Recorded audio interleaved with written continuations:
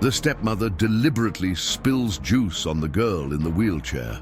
She cries, begging, "Mom, please don't throw it on me." But the millionaire father enters at the wrong moment, and within minutes she learns the price of cruelty. The first crash isn't thunder, it's the glass hitting the table. The juice runs like an orange ribbon through Laura's hair, down her hot cheeks and onto the blue cushion of her wheelchair.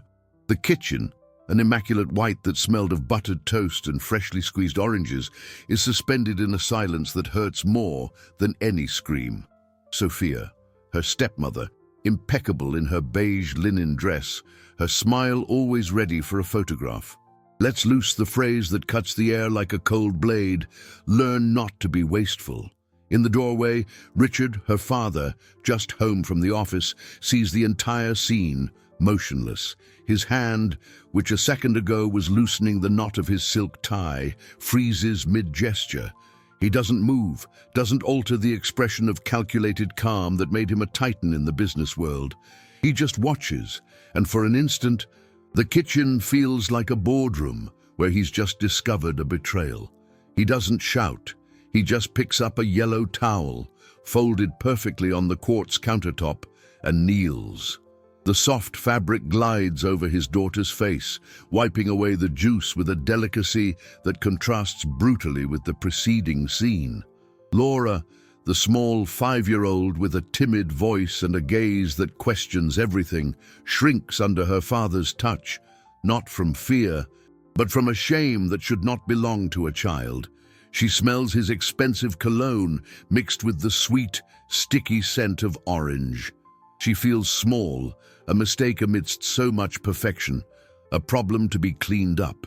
The conflict that lives inside her, as devastating as it is silent, echoes in her mind: the fear of getting in the way, of being a burden, and the desperate desire to be loved unconditionally, to simply be Laura. As he wipes the thin armrests of the wheelchair, Richard's gaze says a storm has begun. The kind not posted on social media, that doesn't make headlines, but has the power to shake the foundations of a life built on appearances. He had built a fortune from scratch, a man who understood risk, investment, reading the fine print of a contract, and what he saw now was a breach of contract, a tacit agreement of care and respect that had been violated in the most cowardly way possible. He was a multi-millionaire. His assets spread across Wall Street stocks and hedge funds, but all that money seemed useless to protect the one thing that truly mattered. Sophia remained standing, her posture erect, as if posing for a magazine cover. She observes the scene with a clinical detachment, the queen in her marble castle, untouchable. To her, this was just a lesson in discipline, a necessary behavioral adjustment to maintain the home's order and aesthetic. She didn't see a frightened child, she saw an unaligned piece on the board of her perfect life. Richard finishes cleaning, folds the dirty towel, and sets it aside. He stands, his expensive suit creased at the knees, and lifts his daughter into his arms, nesting her against his chest. Laura clutches the lapel of his blazer with her small, trembling hands. The silence in the kitchen is heavy, dense. Richard walks toward the door, passing Sophia without a single word. As he crosses the threshold, however, his eyes meet hers, and the promise of a cold, silent war is established between them. Laura's room was a sanctuary of pastel tones and stuffed animals with button eyes. Richard settled her into bed, her small, fragile body almost disappearing under the cotton comforter.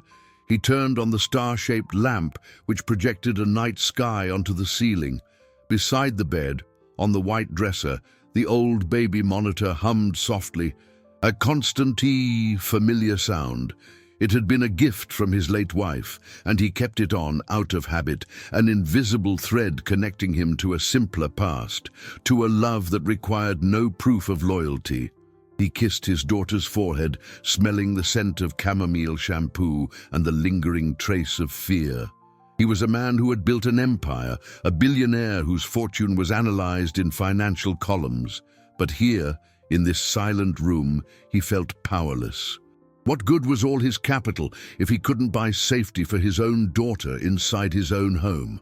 He left Laura sleeping and went down to his office, a room paneled in dark wood and glass where he made decisions that moved millions of dollars. He sat in his leather chair and called Michael, his head of personal security. "I need access to all internal camera footage from the last 12 hours, he said, his voice firm, leaving no room for questions. Minutes later, the files were on his computer. He opened the recording of the kitchen and his stomach tightened. The scene was there in high definition, but silent, a silent film of cruelty. He discovered what the installation manual already stated. The audio had been disabled for privacy reasons. A cold rage began to creep up his spine, whose privacy was being protected. Later, when the house was steeped in the quiet of the early morning, he returned to the kitchen. Everything was clean, organized, as if nothing had happened. He opened the cabinet where Laura's cups were kept. There they were, colorful plastic, lightweight, with spouts and adapted handles. Near the drying rack, however, was the glass from that evening. A heavy glass tumbler with a thick base, difficult even for an adult to hold firmly if it were wet. It was a cocktail glass, not for a 5-year-old's juice. In that moment, suspicion solidified into certainty. It hadn't been a simple accident. The risk had been deliberately introduced into the equation. He thought of his business deals, of how he evaluated every investment, every asset and liability. Here, he had failed the most important risk assessment of his life. The next morning was born grey, but inside the mansion, normality was staged with perfection. Fresh flowers were delivered, and Sophia was on the phone, organizing a charity dinner for Saturday. "Yes, darling, it will be something to celebrate family, togetherness," she said into her phone, her voice syrupy sweet. "Richard and I believe that the home is the foundation of everything." Across the room, a housekeeper, Laura, lovingly called Miss Clara, was cleaning the baseboards. Clara was a woman of few words and an observant eye. As she moved a small side table to clean behind it, she found a dishcloth tucked away, still damp. Unfolding it, she smelled orange juice and noticed the dark smudges that could only be from mascara, from silent tears.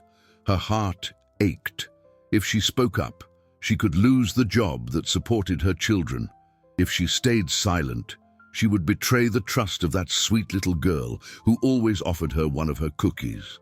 Meanwhile, in his office, Richard replayed the kitchen video, his eyes fixed on the screen.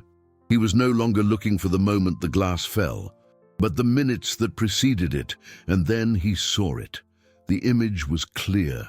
Sophia approaching the table where Laura was already sitting with her blue plastic cup. With a smile the camera couldn't betray as false, she gently took the safe cup from the girl's hands and replaced it with the heavy glass one, saying something he couldn't hear. The gesture was quick, subtle, almost an act of care to an unsuspecting eye. But Richard knew. He paused the image on Sophia's face, on the satisfied gleam in her eyes. The storm he had felt brewing now had a name. It wasn't just negligence, it was intent. Tuesday arrived with a timid sun that barely warmed the mansion's windows. The household routine followed its course, a choreography of normality masking the subterranean tension. For Laura, the morning brought a visitor she adored, Helen, her physical therapist. Helen didn't smell of Sophia's expensive perfume, but of hand sanitizer and an infectious energy. With her, the strengthening exercises felt like a game, and every small progress was celebrated as a great victory. That day, Helen brought something new. Sitting on the soft rug next to the wheelchair, she held Laura's small hand. "Sometimes our voice gets shy, doesn't it?" she said with a gentle smile. "But our body can still talk. When you feel scared or need help and the words won't come out, I want you to do this," Helen demonstrated, tapping 3 times with her fingertips on the armrest of her own chair. The sound was crisp, a clear and distinct tap, tap, tap. 3 little taps. It's our secret signal. Deal? Laura's face lit up. A code. A way to speak without using the voice that sometimes felt like it belonged to someone else. She practiced in the hallway as Helen watched encouragingly. The 3 taps echoed faintly on the polished tiles. A small sound, but full of intention. It was her new voice. It was a secret that strengthened her, a small shield against the fear of getting in the way. The sound seemed to say, "I'm here. I need something. See me." She felt safer, as if she had gained a new and powerful tool, more valuable than any inheritance in gold or stocks she might one day receive. For the first time since the juice incident, a genuine smile blossomed on her lips. The feeling of security, however, was short-lived. In the afternoon, Sophia entered the playroom with the determination of an executive closing a major deal. In her hands, she carried small cards with drawings of silverware and napkins. "Darling, the dinner on Saturday is very important," she began, her voice a velvet that concealed steel. "We have to practice your etiquette. You need to be the perfect little hostess." She placed the cards on Laura's little table, explaining the order of the forks, the correct way to hold a glass. The pressure began to build in Laura's chest. The images of the juice, the heavy glass, Sophia's cold stare, returned with force. Her breath became short. Sophia pressed her, insisting she hold an empty crystal glass just for practice. Laura's hands trembled. The words vanished, swallowed by panic. Then she remembered. With her heart racing, she raised her right hand and tapped 3 times on the armrest of her chair. Tap, tap, tap. Sophia stopped talking. She looked at the girl's gesture, and a smile that seemed sweet but didn't reach her eyes formed on her face. "How cute. Are you playing an imaginary drum? So creative. But now is not the time for games, dear. Focus." With that, she stood up, walked to the door, and closed it softly, muffling the sound and leaving Laura alone with the etiquette cards and the crystal glass. Across the mansion, in his glass-walled office with a view of that hallway, Richard was on a video call, discussing currency fluctuations and dollar acquisitions. His eyes, however, drifted from the screen for a moment. He saw Sophia smile and close the playroom door. He didn't hear the sound, didn't hear the dismissal, but he saw the final gesture. He glanced at the digital clock on his monitor, which read 3:42 p.m. He picked up his silver pen and, next to a note about dividends, wrote down the time. That closed door was another piece of the puzzle he was assembling, and his patience, an asset he managed masterfully, was beginning to yield dividends of fury. As evening fell, a fine drizzle began to streak the windows of Richard's office. He barely noticed. His eyes were fixed on his computer screen, but he wasn't seeing performance charts of his stocks or cryptocurrency quotes. He saw the image of the playroom door closing over and over in his mind. He had a timeline, a sequence of visual events, but he lacked the most crucial piece, the audible truth, the intention hidden in words. He felt like an investor analyzing a fraudulent balance sheet. The numbers looked right on the surface, but the essence, the true cash flow of that house, was poisoned. His wealth was vast, a net worth in dollars that many envied, but he felt poor in information, deprived of the only asset that mattered right now. It was then that an old, almost forgotten memory surfaced. An audit, months ago, to ensure the security of his data and prepare an asset report for new international investments. He had activated a cloud backup system for all security cameras, including the external ones. It was a standard procedure to protect his capital, but maybe, just maybe, it could protect something else. With the nimble fingers that signed million-dollar contracts, he navigated the files stored on the remote server. He found the external footage of the kitchen, recorded by a camera positioned in the garden. The quality wasn't perfect, but it showed Sophia's silhouette moving abruptly near the table. He also found the log from the hallway, which confirmed the playroom door being closed at exactly 3:42 p.m. He had more context, more circumstantial evidence, but it was still a silent film. Frustrated, he leaned back in his chair, the soft leather creaking under his weight. His gaze swept across the room, stopping on a photograph of his late wife, smiling, holding a tiny Laura in her arms. The image transported him to a simpler time, before the fortune became an empire, before silence became a weapon. And it was in that moment that the solution presented itself. Not from the cutting-edge technology that surrounded him, but from a relic of that past. The baby monitor, the old device, with its almost obsolete technology, didn't record video, but it did record sound. A continuous stream of audio, captured by the sensitive microphone that sat less than a yard from Laura's chair during meals. With an urgency he hadn't felt in years, he went upstairs silently. Laura was asleep, her breathing soft and even. The small transmitter of the baby monitor was there, on the dresser, its little green light indicating it was working. He went to his own walk-in closet and, in the back of a drawer, under silk ties and gold cufflinks, he found the receiver. The device, also made of white plastic, slightly yellowed with age, had a function he barely remembered, a small slot for a memory card that recorded audio on a loop. He grabbed it, his heart hammering against his ribs. Back in the office, he inserted the card into a reader and opened the audio file corresponding to Monday morning. First, he heard the familiar sounds of breakfast, the clinking of silverware, the hum of the refrigerator. He fast-forwarded, and then he heard it. The thud of the glass tumbler on the table, Laura's stifled, frightened cry, and cutting through the air like a shard of glass, Sophia's voice, crisp and cruel. "Learn not to be wasteful." The silence that followed on the recording was deafening, filled only by the silent fury that consumed Richard. Wednesday dawned with the same fine drizzle as the day before, and the mansion seemed to have absorbed the weather's gloom. The light was diffuse, the reflections on the polished hardwood floors long and distorted, and the air smelled of cleaning products with a hint of lavender. An attempt to sterilize not just the surfaces, but the emotions. Clara, the housekeeper, moved through the house with a quiet efficiency, but her heart was heavy.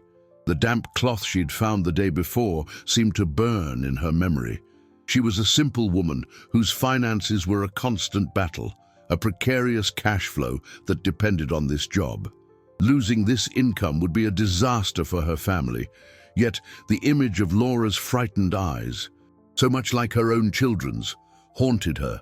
Sophia's veiled intimidation that morning, a casual comment about how people who talk too much don't fit the standard of this house, still echoed in her ears. She was vacuuming the upstairs hallway and, as she passed Richard's office door, saw him inside, alone, his gaze lost in the grey landscape outside. Seized by an impulse of courage she didn't know she had, she turned off the machine, knocked lightly on the door, and entered. Richard turned, his expression surprised but not annoyed. "Mr. Richard, sorry to bother you," she began, her voice trembling slightly, her hands wringing her apron. I found something yesterday. I think you need to see it." With her heart in her throat, she recounted her discovery, the cloth's location, the smell, the stains. She hadn't seen the act itself, couldn't testify to the glass being overturned, but she described the atmosphere that followed, the sharp silence, the fear in the child's eyes, and the threatening coldness in Sophia's posture. Richard listened without interrupting, his expression unreadable. He made no promises, offered no guarantees, only thanked her with a sincerity that surprised her. "Thank you, Clara. Your observation is very important." He knew that if he acted impulsively, if he confronted Sophia right then, Clara would be the first to suffer the consequences. The word of a housekeeper against a socialite in a domestic dispute would be easily dismissed, and she would lose her livelihood. He needed more than testimony. He needed armor to protect the truth and the people who defended it. Her testimony was a valuable but volatile asset, and he needed to ensure it wouldn't be lost. As soon as Clara left, he made another call to Michael, the head of security. The order was short and direct. From now on, no one, absolutely no one, deletes the camera backups without my personal password. And change the password for the main router. I want total control of the network. Confirm when it's done. By establishing this rule, he wasn't just protecting the evidence he already had, he was planting a flag, defining an inviolable territory within his own home. The mansion, once a stage for Sophia's perfect life, was transforming into his strategic observation post. He was used to managing great fortunes and complex businesses, but now he was managing a different kind of asset, his daughter's safety, and for that, he would spare no resource and calculate no risk. The war for control of the narrative in that house had begun. On Thursday, the sun finally broke through the clouds, flooding the mansion with a clear, revealing light. Sophia, reinvigorated by the change in weather, doubled down on building her public image. She spent the morning on the phone with the organizer for Saturday's dinner, her voice full of calculated enthusiasm. The big news, she announced with an air of genius, would be a kids-friendly juice bar, an oasis of colors and flavors designed especially for Laura. "Imagine, darling," she cooed to the organizer. "Colorful cups, fun straws, and little place cards with her name in a lovely cursive font.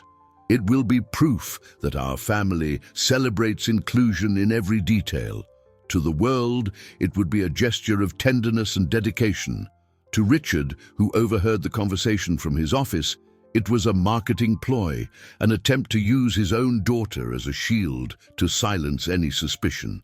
Shortly after, Sophia's publicist arrived, an elegant man with a tablet always in hand. Together, they drafted the text for the digital invitations that would be sent to the most important guests, highlighting the presence of the adorable Laura and the family's commitment to love and overcoming adversity. The publicist praised the strategy. "It's brilliant, Sophia. You're turning a challenge into an inspirational narrative. The columnist will love it." Richard felt a bitter taste in his mouth. He was watching the creation of a fraud, a bubble of perfection built to protect Sophia's reputation and, by extension, his own. Saturday's dinner, which had once been just another social event on his calendar, had now become a battlefield. The pressure on him increased dramatically when his personal assistant entered his office. "Sir, I have an important confirmation.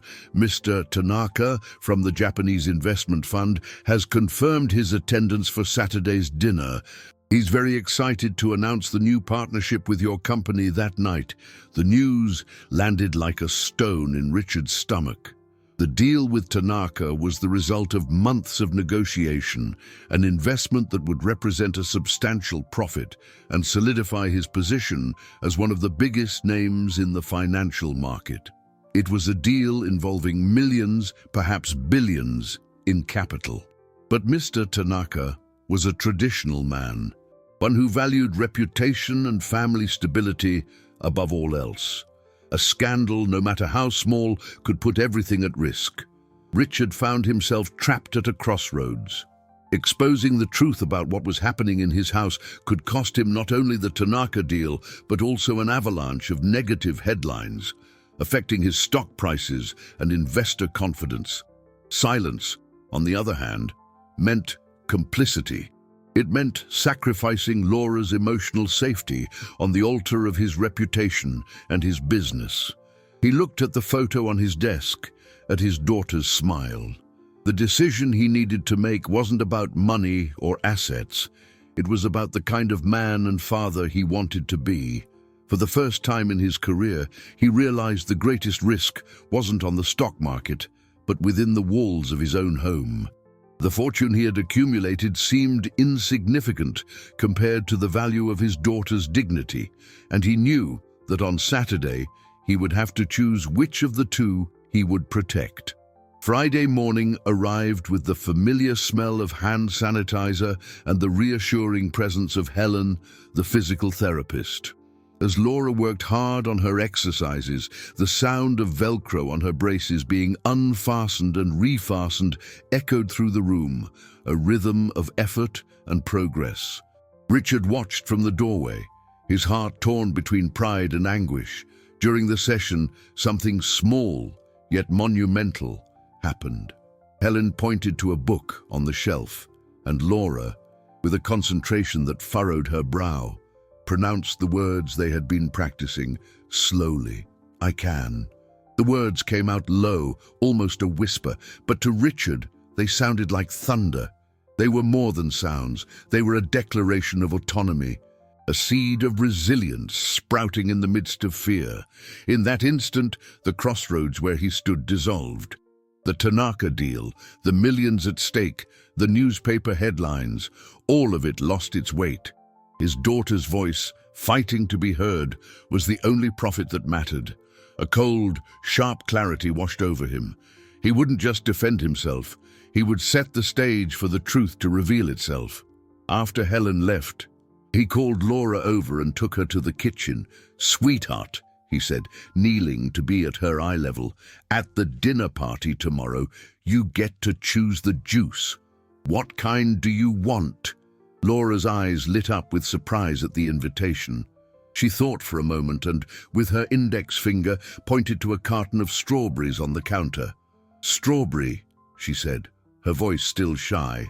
And then she added, remembering the difficulty of that night, "and the cup, a short one." That simple request was the spark that ignited Richard's plan. He spent the afternoon making discreet phone calls. To a sound technician who had done work for his company before, he made an unusual request to install that very night a small speaker in the media room wirelessly connected to the baby monitor's receiver. "It needs to be unnoticeable. It's for an audio monitoring system for the nanny," he explained vaguely. The technician, used to the eccentric requests of the wealthy, didn't question it. That evening, while Sophia was at a pre-event cocktail party, the man installed the device behind a dried flower arrangement. Richard tested the system with a lullaby he played in Laura's room. The sound, low but clear, filled the media room. The house, which had kept its secrets on silent video, now had an ear. A makeshift solution. A small piece of old technology repurposed for a new objective, which didn't break the rules about the cameras, but completely altered the balance of power. As he checked the connection, his phone buzzed. It was a message from Michael, the head of security. "Sir, there was an attempt to access the router's control panel. Access was blocked by the new password. The attempt came from the IP address of Mrs. Sophia's tablet." Richard read the message, and a cold smile formed on his lips. It was the confirmation he needed. She wasn't just staging a farce. She was actively trying to cover her tracks, to destroy the evidence. She knew there was something to hide. That unexpected turning point changed everything. Saturday night would no longer be about avoiding a scandal. It would be about provoking one. And he had just installed the microphone. Saturday dawned clear, with a sky so intensely blue it looked polished. The mansion gleamed, and sunlight poured through the windows like a spotlight on a stage. Richard ignored the dozens of emails about the stock market and the fluctuations of his investments. That morning, his only valuable asset was time. He spent the entire morning with Laura on the terrace, where the scent of fresh strawberries, which the kitchen staff was already preparing, mingled with the perfume of the gardenias. In his hand, he held an acrylic tumbler, light and unbreakable, filled with water. "Let's practice a toast," he said, his voice soft, like big people. He raised his glass, and Laura, sitting in her chair, imitated him with a smaller version, custom-made for her hands. They toasted the butterfly that landed on the railing, the airplane that streaked across the sky, the funny noise the neighbor's dog made. With each toast, Richard saw a little of the tension leave his daughter's shoulders. And then, in the middle of a sip, Laura let out a laugh, a pure, crystalline sound he hadn't heard in days. The sound ricocheted off the glass walls and seemed to fill every corner of the house with an energy no amount of money could buy. In that moment, Richard knew, with absolute certainty, that he was doing the right thing. What was the point of having a net worth of hundreds of millions of dollars? What good were the assets and financial holdings if the most precious sound in his life was being silenced? The real profit, the return on investment that mattered, was that sound. Meanwhile, Sophia orchestrated the evening's preparations with the precision of a general. Arrangements of tropical flowers with vibrant colors and exotic shapes were positioned in strategic locations. She inspected every piece of silverware, every glass, every napkin fold. For her, the house was not a home. It was a showcase of her competence, a reflection of her status. She passed Richard and Laura on the terrace, offering a quick smile and a "Don't make a mess, darlings," before turning her attention back to a discussion with the event planner about the garden lighting. The emotional distance between her and the scene of pure joy happening just feet away was an abyss. In the afternoon, as the preparations were nearly complete, it happened. A power outage, sudden and total. The lights went out, the ambient music fell silent, the electronic devices died. A brief moment of darkness and silence, caused by maintenance work in the neighborhood. Laura was startled, but Richard hugged her, whispering that it was just a giant blink. It lasted only a few minutes, but it was enough. When the power returned with a collective hum, Sophia acted with a look of feigned concern. She went to the security hub, where Michael was checking the systems. "Michael, the network seems unstable after that outage. We should probably disable the camera router for safety, so nothing gets fried." The excuse was plausible, almost thoughtful. But Michael, trained by Richard, didn't hesitate. "Don't worry, ma'am. The system has surge protection. I've just re-enabled the network with the security password." He looked her in the eye, firm. "Mr. Richard's orders." Sophia's face froze for a fraction of a second. Her attempt to erase her tracks had failed, hitting a wall of loyalty she hadn't anticipated. She quickly composed herself, forcing a smile. Excellent. Efficiency is everything. But when she turned away, her eyes glittered with a cold fury.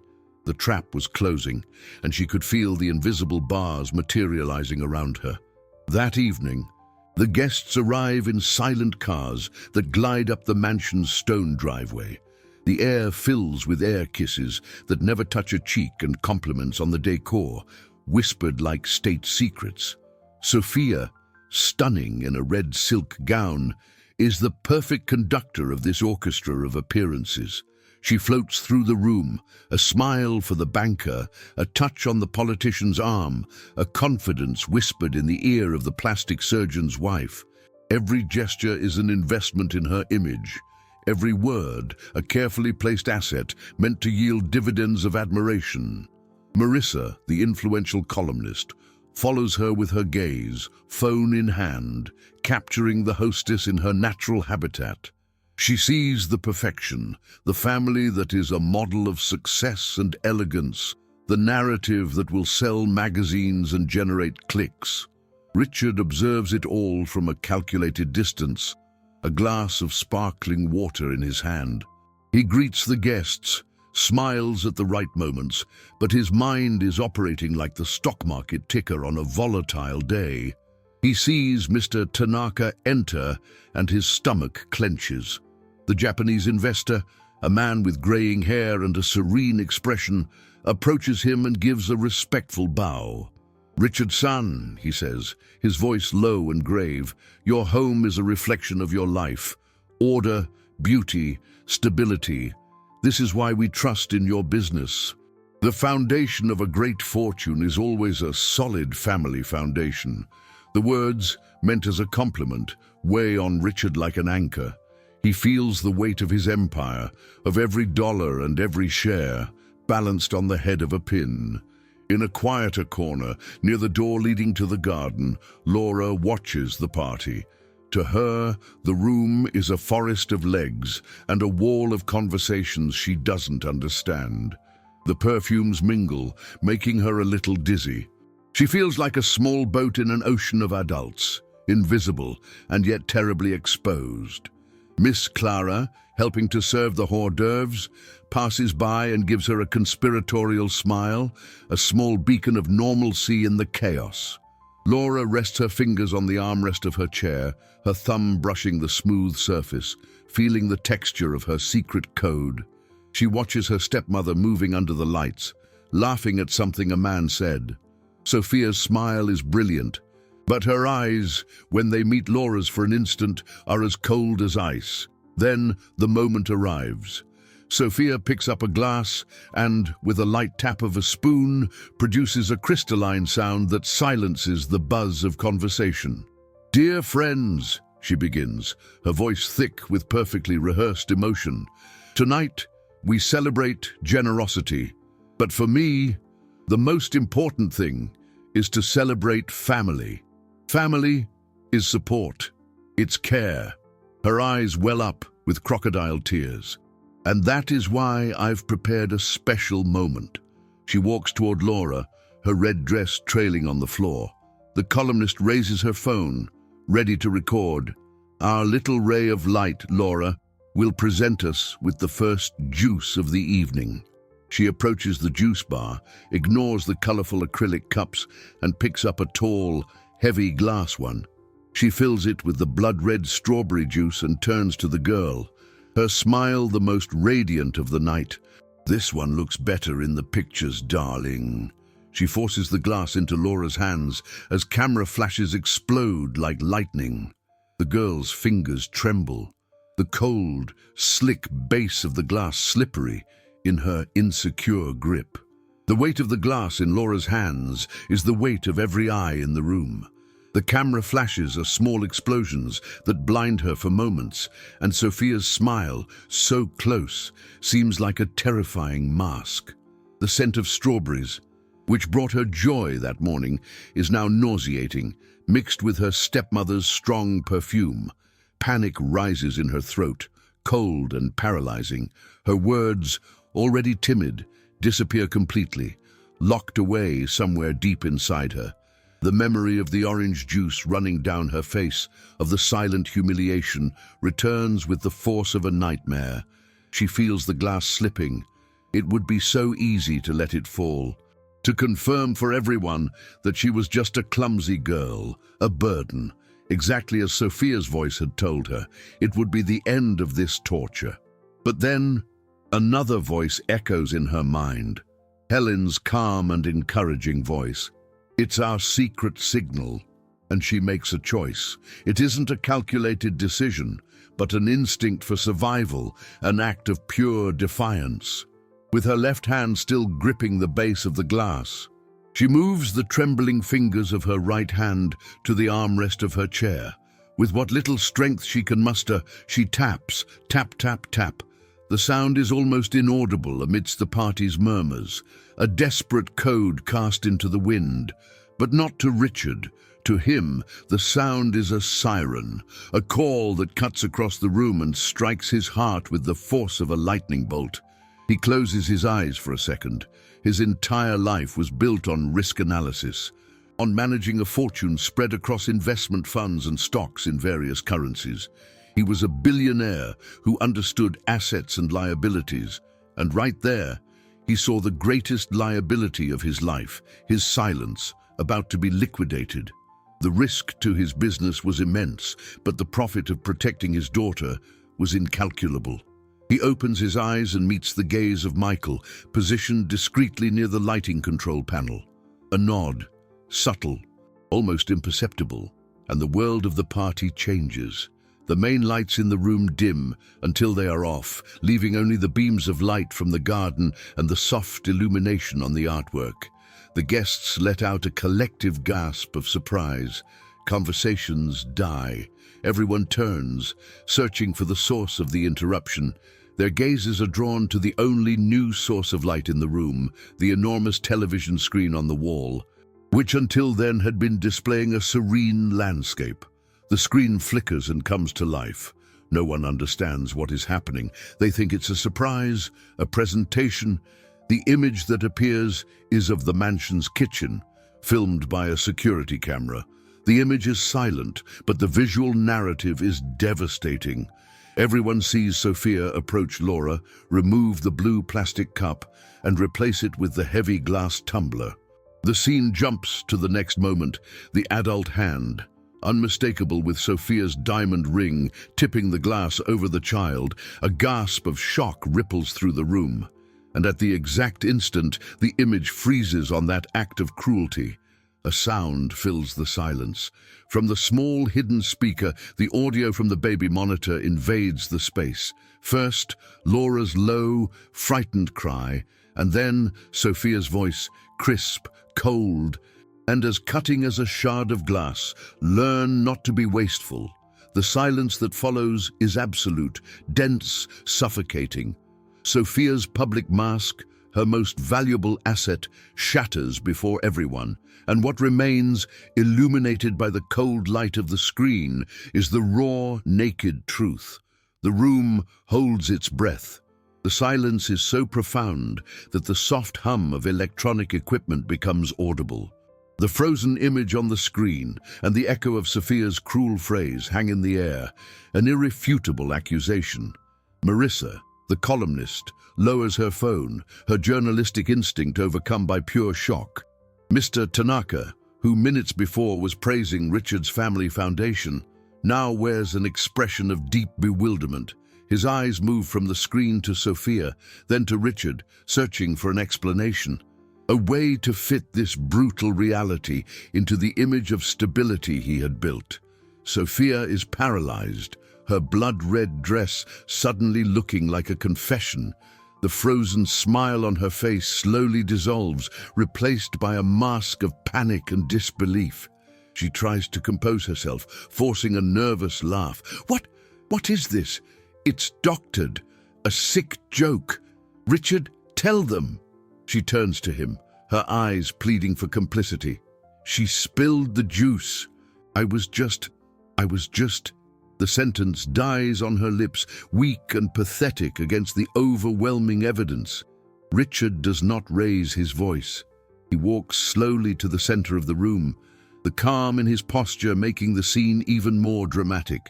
He doesn't need to shout. Everyone's attention is already his. It's not doctored, Sophia. It's the truth. His voice is quiet, but it cuts the air with the precision of a scalpel. The truth this house has hidden for too long. He turns to the guests, his gaze sweeping over each shocked face. You are invited tonight to celebrate family, and that is exactly what we will do. We will celebrate the truth, which is the real foundation of any family. He then begins to unravel the thread of events with the same relentless logic he uses to analyze an investment report. A few months ago, he continues, my daughter's stepmother began sending messages to a friend complaining about the burden Laura represented. A new wave of shock runs through the room. Sophia turns pale. A few hours ago, she tried to disable the security camera router, hoping to erase the proof of her actions. He glances at Michael, who confirms with a brief nod. And a few days ago, an employee in this house, a woman of great courage, found a hidden cloth, soaked with orange juice and my daughter's tears. He looks directly at Miss Clara, who is huddled near the kitchen, and his look is one of pure gratitude. Every sentence is a nail in the coffin of Sophia's reputation. Every exposed fact, a brick in the rebuilding of Laura's dignity. Richard is liquidating his old assets of appearance and investing all his emotional capital in the only enterprise that truly matters. His daughter. He is showing everyone that true wealth is not in material possessions, but in the courage to protect those you love, no matter the cost. The storm that began in that kitchen, silent and private, had now become public, and its winds were sweeping away the farce, leaving only the wreckage of the lie behind. Richard's confession hangs in the air, redefining the atmosphere in the room. What was once an elegant social event had now become a tribunal. Sophia, cornered, desperately seeks an escape, one last play to save her image. Her eyes flash, and she turns on Richard, her voice now filled with an accusatory venom. "And you," she hisses, "you talk about truth, Richard. You, who knew everything and stayed silent for a week. You, who were more worried about your deal with Mr. Tanaka than your own daughter. You used me. You turned this into a circus to play the hero." The accusation hits its mark, for it contains a grain of truth. Richard feels the impact. He doesn't deny it. He faces Mr. Tanaka, whose face remains an unreadable mask, and then looks at his daughter, who is watching everything with wide, frightened eyes. This is the moment of greatest tension, the emotional climax, where all his motives are put to the test. "Yes," Richard says, his voice low but firm, resonating in the tense silence. "I was afraid. I was afraid of losing an important deal. I was afraid of the scandal. The headlines, the impact on my portfolio. I calculated the risks, like I always do.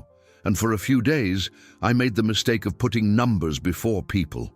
The brutal honesty in his voice disarms everyone, including Sophia. "But my daughter," he continues, turning to Laura and kneeling beside her wheelchair, "taught me a lesson about a kind of profit I had forgotten, the profit of doing the right thing." He touches her face gently. "Forgive me, sweetheart, for not acting sooner." In that apology, made not to his investors but to a 5-year-old child, Richard resolves his internal conflict.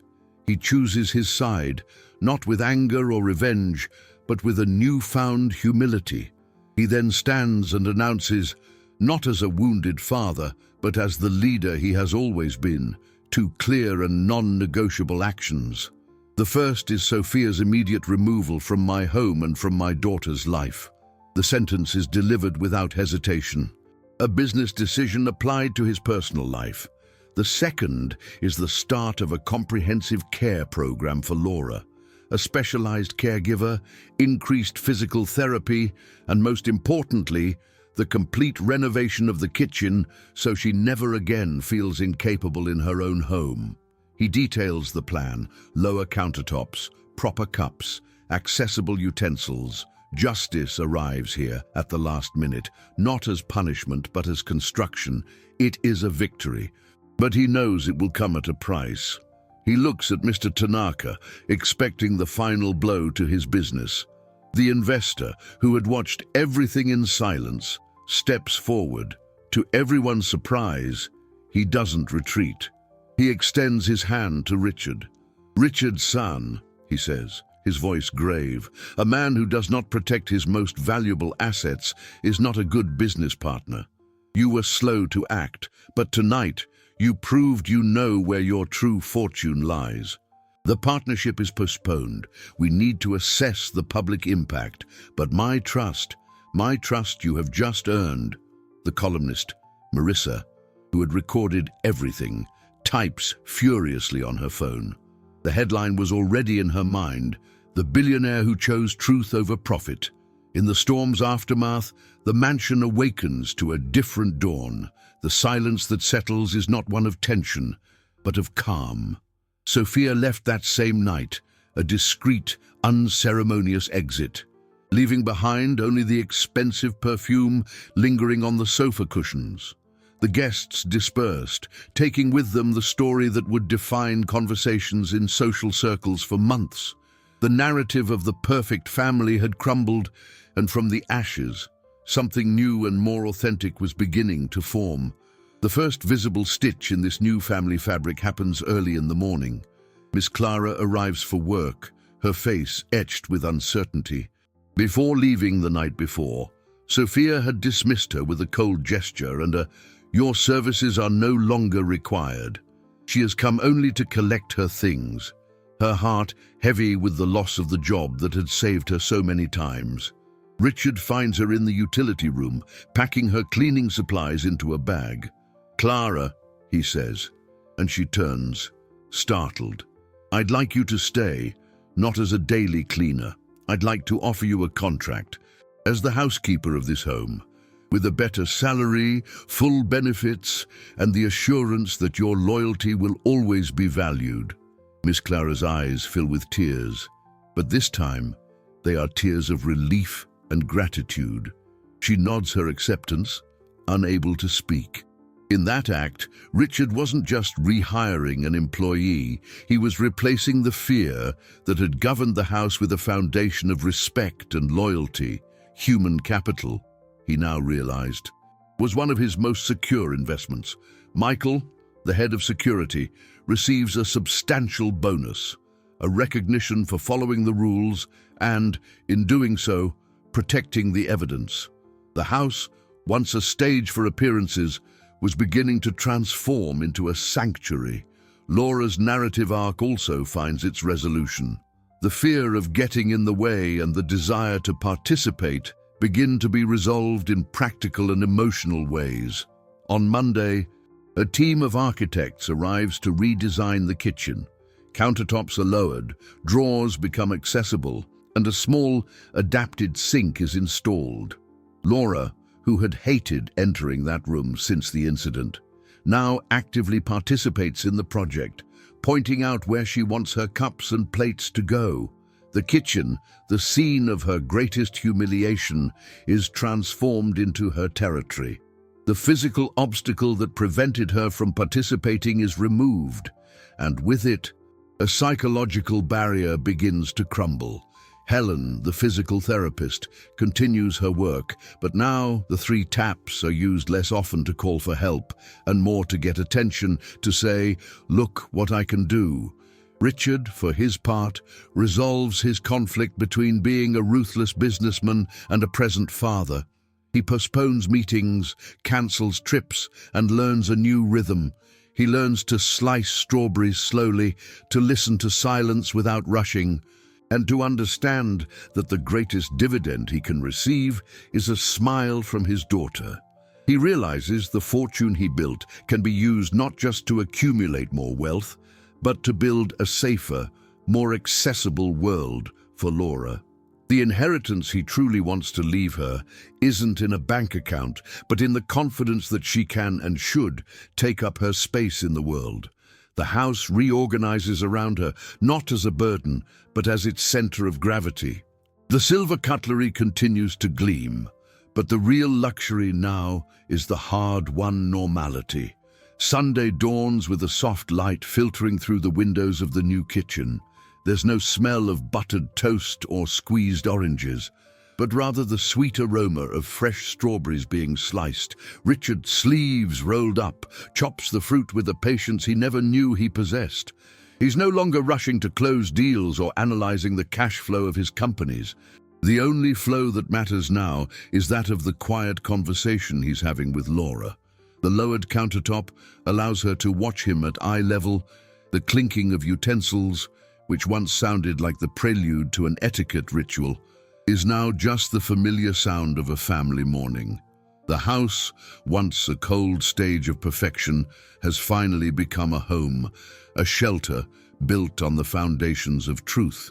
Richard pours the freshly blended strawberry juice into a lightweight acrylic cup, the color of the sky, and slides it across the counter until it stops gently in front of Laura. The gesture is simple, mundane, but laden with profound meaning. It is the antithesis of that other morning, the correction of a wrong that shook their lives. Laura takes a deep breath, the scent of the fruit filling her lungs. Her small hands, now steady and confident, wrap around the cup. There is no trembling, no fear. She looks at her father, a gaze that no longer asks questions, but only affirms. And then, with a gesture that is now just theirs, she taps twice, lightly, on the armrest of her chair. Tap, tap. It's not a cry for help, but a signal of complicity, that she is ready. She brings the cup to her lips and takes a long, unhurried sip, savoring the sweetness of the fruit and of the moment. Richard raises his own cup, filled with the same juice. "A toast," he says, his voice thick with emotion. "To us." They toast, the plastic making a hollow, happy sound. In that instant, the emotional resolution is complete. The house, once a symbol of material wealth, now represents a much greater wealth, that of human connection, of overcoming, and of unconditional love. The silence that opened the week, a silence that hurt and accused, is now a silence that rests, that welcomes. Filled only by the sunlight and the sound of peaceful breathing, the journey through suffering has transformed them, and the message that remains is clear and inspiring. True fortune is not measured in dollars, euros, or bitcoins, but in the courage to rebuild a world, however small, around the one you love. The luxury still shines, but now what's valued is measured by a different standard. And for Richard and Laura, that standard finally points home.